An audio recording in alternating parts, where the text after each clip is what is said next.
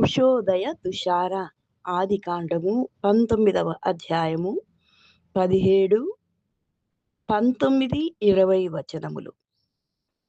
ఆయన నీ ప్రాణమును దక్కించుకొనున్నట్లు పారిపొమ్ము, ఆ పర్వతమునకు పారిపొమ్మని లోతుతో చెప్పగా, లోతు ప్రభువా, అలాగు కాదు, ఆ పర్వతమునకు తప్పించుకొని పోలేను.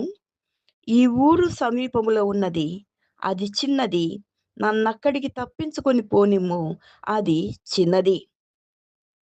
ప్రభు కూడా మనలను పరలోక దేశమనే పర్వతమునకు, ఆయన బలమైన నామము అనే పర్వతమునకు, ఈ లోకము నుంచి, పాపమనే ఈ లోకము నుంచి పారిపోమని మనకు ఆజ్ఞాపించినప్పుడు, లోతు వలె ఆ పర్వతమునకు నేను పారిపోలేను, ఇదిగో ఈ ఊరు సమీపములో ఉన్నది, అది చిన్నది, ఆ ఊరు చిన్నది.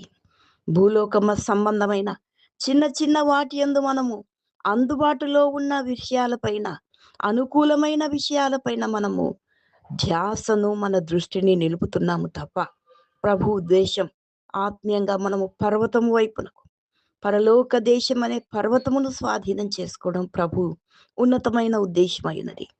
ప్రియ వాక్యం వింటూ ఉన్న సహోదరి సహోదరుడా, మరి ప్రభు నిన్ను నన్ను కూడా పరలోకమనే ఆ పర్వతమునకు, యెహోవా నామం అనే బలమైన ఆ పర్వతమునకు పారిపోయి సురక్షితంగా ఉండమని చెబుతూ ఉన్నప్పుడు, ఈ లోక సంబంధమైన చిన్న చిన్న, ఈ లోక సంబంధమైన అనుకూలమైన విషయాలపైన మనము దృష్టి ఉంచుతూ చిన్న విషయాలను కోరుకుంటూ ఉన్నామా? ఆలోచించుకుందాం.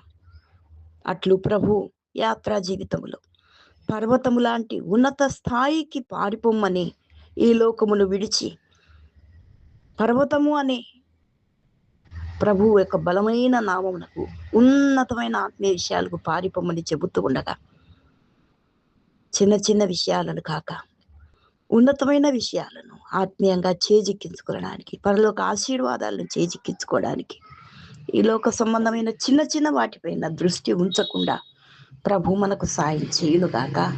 అనుదిన జీవిత యాత్రలో దైవాశీస్సులు. ఆమేన్.